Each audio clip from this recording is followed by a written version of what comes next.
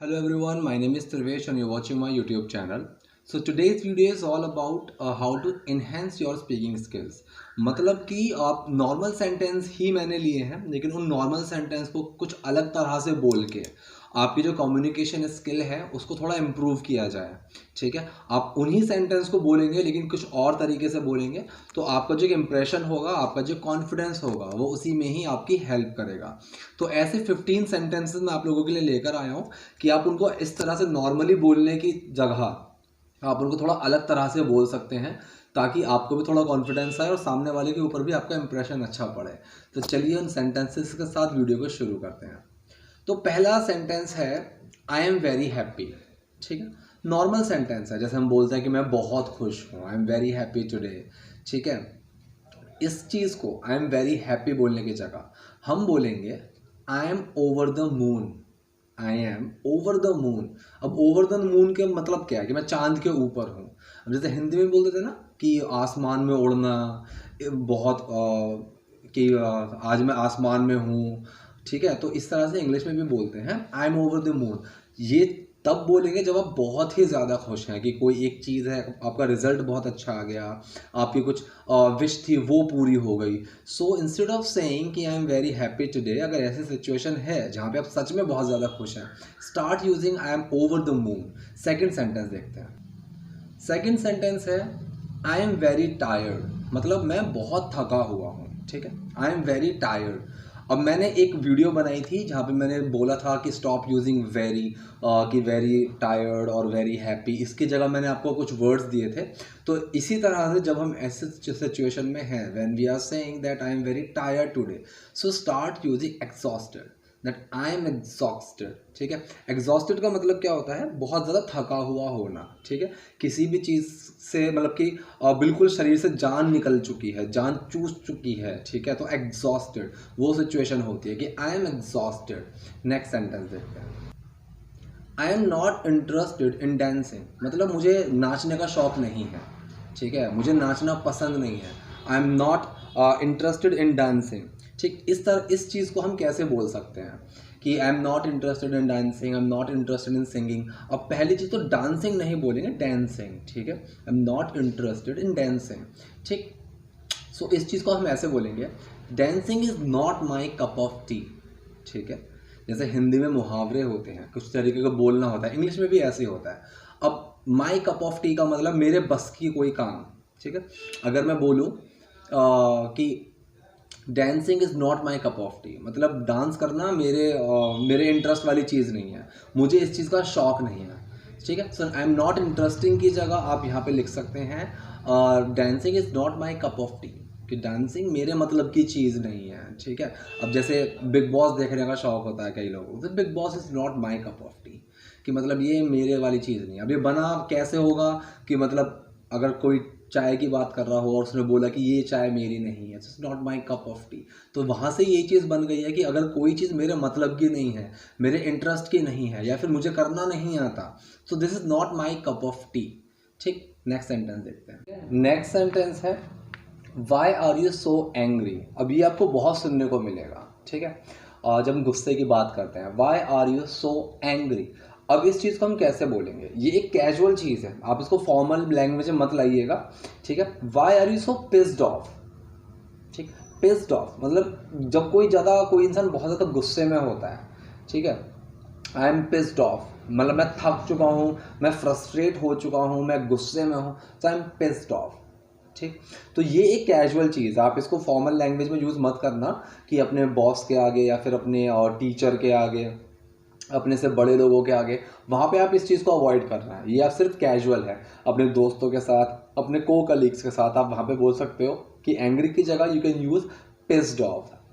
So why are you so pissed off, तुम इतना गुस्से में क्यों हो। नेक्स्ट देखते हैं।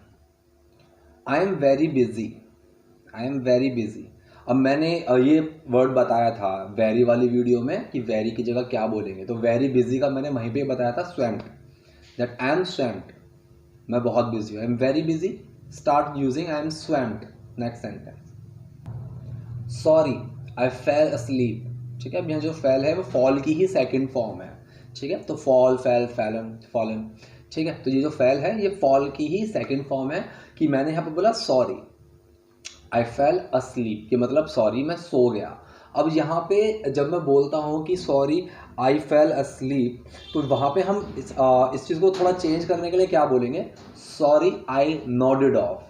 अब नोड का मतलब क्या होता है, नोड का बेसिकली मतलब होता है हाँ में हाँ ऐसे मिलाना, जैसे इसको बोलते हैं नॉडिंग कि गर्दन को ऐसे हिलाना, हाँ इस तरह से करना। तो जब इसके आगे मैंने ऑफ लगा दिया तो एक फ्रेज बन गया, ठीक है, फ्रेजल वर्ब की तरह एक फ्रेज बन गया। तो नोडेड ऑफ का मतलब क्या होता है, सो जाना, कि मतलब मेरी गर्दन ऐसे हुई और वो ऐसे ही रह गई, बस नोडेड ऑफ कि ऊपर से नीचे हुए और नीचे ही रह गई। सो सॉरी आई नोडेड ऑफ, ठीक है, कि सॉरी मैं सो गया था, मेरी झपकी लग गई थी, मेरी आंख लग गई थी।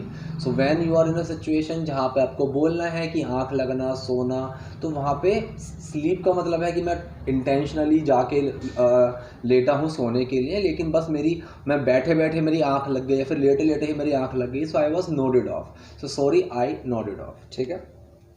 तो नेक्स्ट सेंटेंस देखते हैं। कई बार हम बोलते हैं यू हैव टू डिसाइड, ठीक है, तुम्हें फैसला लेना होगा, या फिर तुम पहले फैसला ले लो, तुम सोच लो, यू हैव टू डिसाइड, तुम सोच लो, तुम्हें सोचना होगा, तुम्हें फैसला लेना होगा, ठीक है। तो ऐसे सिचुएशन में बोलेंगे मेक अप योर माइंड, ठीक है, अपने दिमाग को बना लो, ठीक है। अब इस चीज़ के लिए अपने दिमाग को बना लो, पहले अपने दिमाग से पूछ लो कि वो क्या करना चाह रहा है। तो मेक अप योर माइंड, तो जब भी हम बोलना चाह रहे हैं यू हैव टू डिसाइड या आई हैव टू डिसाइड, तो मैं ये भी बोलता हूँ I have to make up my mind, ठीक है, I need to make up my mind, कि मुझे अपने दिमाग को उस चीज़ के लिए बनाना होगा, डिसाइड करना होगा, ठीक है। तो मेक अप माई माइंड का मतलब या फिर मेक अप योर माइंड का मतलब होता है डिसाइड करना। तो यहाँ पे सेंटेंस मैंने लिया है यू हैव टू डिसाइड, तुम्हें डिसाइड करना होगा, और उसको हम बोलेंगे मेक अप योर माइंड, कि अपना दिमाग जो है उसको उस चीज़ के लिए बना लो। नेक्स्ट सेंटेंस देखते हैं। कोई भी चीज़ जो बहुत ज़्यादा ईजी होती है हम बोल देते हैं it's very easy, it's easy, ठीक है। तो it's a piece of cake, it's a piece of cake, मतलब ये केक का पीस है, अब उसको खाना बहुत ईजी होता है, ठीक है, उसको काटना भी बहुत ईजी होता है। तो it's a piece of cake. तो जब भी हम बोल रहे हैं कि it's easy, it's very easy, तो ऐसे सिचुएशन में हम बोलेंगे it's a piece of cake, ठीक है। It's a piece of cake का मतलब कोई भी चीज़ बहुत ज़्यादा ईजी होना। केक वॉक भी होता है, इट्स अ केक वॉक, ठीक है। तो लेकिन अभी उस चीज़ को आप अवॉइड करो, अभी जो यूज़ करना है वो वहाँ पे पीस ऑफ केक यूज़ करो। It's very easy, it's easy, it's a piece of cake. Next sentence देखते हैं। I don't understand it, I don't understand it, मतलब मुझे ये समझ में नहीं आता, ठीक। अब ये बहुत ही ज़्यादा कैजुअल भी चीज़ है और बहुत ज़्यादा कॉमन भी चीज़ है। I don't get it, I don't get it. तो गेट का मतलब यहाँ पे हमने यूज़ किया है समझने के तौर पे, ठीक है। I am trying to get it, मैं इस चीज़ को समझने की कोशिश कर रहा हूँ। तो अंडरस्टैंड की जगह आप नॉर्मल गेट लगा सकते हो और आपका सेंटेंस बिल्कुल सही होगा। सेंटेंस मैंने लिया आई डोंट अंडरस्टैंड इट, कि मुझे ये समझ में नहीं आता है, और उस चीज़ को मैंने बोला आई डोंट गेट इट, मुझे समझ में ये नहीं आता है, ठीक है। नेक्स्ट सेंटेंस देखते हैं। Let's meet today, let's meet today, कि चलो आज मिलते हैं, लेट्स मीट टुडे, ठीक है। अब दोस्तों के साथ अगर मैं बोलता हूँ तो यहाँ पे मैं बोलूँगा let's catch up today, catch up मतलब आज हम मिलते हैं, कैच अप पकड़ते हैं, ठीक है। तो let's catch up today, let's catch up at the mall, इस तरह से। कैच अप का मतलब होता है मिलना, ठीक। ये कैजुअल चीज़ है, फॉर्मली आप इस चीज़ को मत बोलिएगा, वहाँ पे मीट ही रखिएगा। लेकिन जब एक कैजुअल चीज़ आ रही है, दोस्तों के साथ हम बात कर रहे हैं, भाई बहनों के साथ बात कर रहे हैं, को कलीग के साथ बात कर रहे हैं, तो वहाँ पे कैचअप बिल्कुल ठीक है, लेट्स कैच अप टुडे, कि चलो आज मिलते हैं, ठीक है। नेक्स्ट सेंटेंस देखते हैं। I am listening to you, ठीक है, I am listening to you, कि मेरी बात मैं तुम्हारी बात सुन रहा हूँ, I am listening to you. I am all ears, I am all ears, मतलब मेरे जो कान हैं वो पूरे तुम्हारे लिए ही हैं, कि आई एम ऑल ईयर्स, मैं पूरे कानों के साथ हूँ, आई एम ऑल ईयर्स। कि I am listening to you, कि मैं तुम्हें सुन रहा हूँ, तो वहाँ पे मैं बोलूँगा आई एम ऑल ईयर्स। ये फॉर्मल भी बोल सकते हैं, कैजुअल भी बोल सकते हैं, आई एम ऑल ईयर्स, ठीक है। तो जहाँ पे मैं बोल रहा हूँ कि हाँ मैं तुम्हारी बात सुन रहा हूँ, ठीक है, तो आई एम ऑल ईयर्स, ठीक। EARS, कानों वाला ईयर्स। नेक्स्ट सेंटेंस देखते हैं। अब ये एक कैजुअल सेंटेंस है, जैसा कि मैंने बोला गो टू द लाइब्रेरी, कि लाइब्रेरी जाओ, तो वहाँ पे मैं इस चीज़ को ऐसे ही बोल सकता हूँ hit the library, hit the library, ठीक। तो ये एक कैजुअल चीज़ है, इसको आप फॉर्मली अवॉइड करिएगा, कि अपने ऑफिस में या को कलीग मतलब कि अपने सीनियर्स के साथ में इस चीज़ को अवॉइड कीजिए, कि जहाँ पे मैं बोल रहा हूँ कि गो टू द लाइब्रेरी, मैं वहाँ पे कैजुअली बोल सकता हूँ हिट द लाइब्रेरी, ठीक। नेक्स्ट सेंटेंस देखते हैं।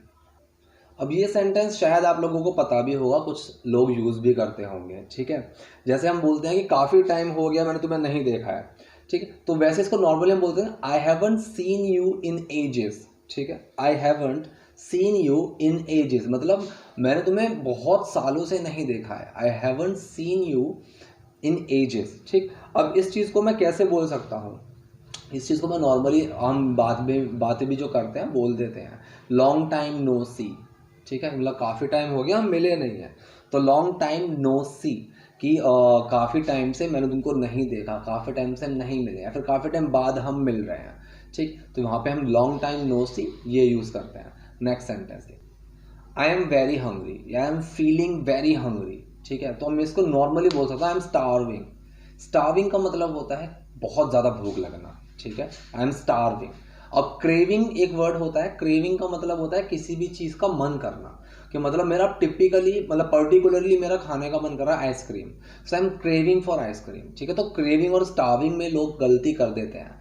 क्रेविंग का मतलब होता है कि मेरा कुछ चीज़ खाने का मन कर रहा है बहुत ज़्यादा, कि मुझे आइसक्रीम खाने की क्रेविंग हो रही है, मुझे कुछ मीठा खाने की क्रेविंग हो रही है। तो स्टार्विंग का मतलब होता है भूख लगना, कि एक नॉर्मल भूख लगना, कि मुझे बहुत तेज भूख लग रही है, ठीक है, ठीक है। तो वहाँ पे अगर मैं सेंटेंस बोलता हूँ I am very hungry, so I am very hungry की जगह मैं बोल सकता हूँ I M starving, I am starving कि मतलब मुझे बहुत ज़्यादा भूख लग रही है। नेक्स्ट सेंटेंस देखते हैं, आई मेड अ बिग मिस्टेक, ठीक। अब ये बहुत ज़रूरी है, ये बहुत कॉमन भी आपको सुनने को मिलेगा, ठीक है। काफ़ी लोग मतलब कि मूवीज़ में, वेब सीरीज़ में बहुत ज़्यादा सुनने को मिलेगा, जहाँ पे बोलते हैं ना आई मेड अ मिस्टेक, या फिर आई मेड अ बिग मिस्टेक। तो जो भी कोई बड़ी गलती होती है, कोई मैंने किया है किसी ने किया है, तो वहाँ पे स्क्रूड अप का यूज़ करते हैं। स्क्रूड अप, ये उसको ख़राब कर दिया, ठीक है। तो आई स्क्रूड अप, ठीक। तो मैं बोल रहा हूँ कि मैंने एक बहुत बड़ी गलती कर दी, I made a big mistake, तो वहाँ पे मैं बोल सकता हूँ I made a big mistake की जगह स्क्रूड अप, कि मैंने इसको सब कुछ ख़राब कर दिया, मैंने सब कुछ ख़राब कर दिया, स्क्रूड अप, ठीक। अगर कोई मीटिंग है, कोई मेरी मीटिंग चल रही थी और मैंने उस मीटिंग के बीच में कुछ गलत बोल दिया, तो वो कुछ गलत बोलने से पूरी मीटिंग ख़राब हो गई, था स्क्रूड अप।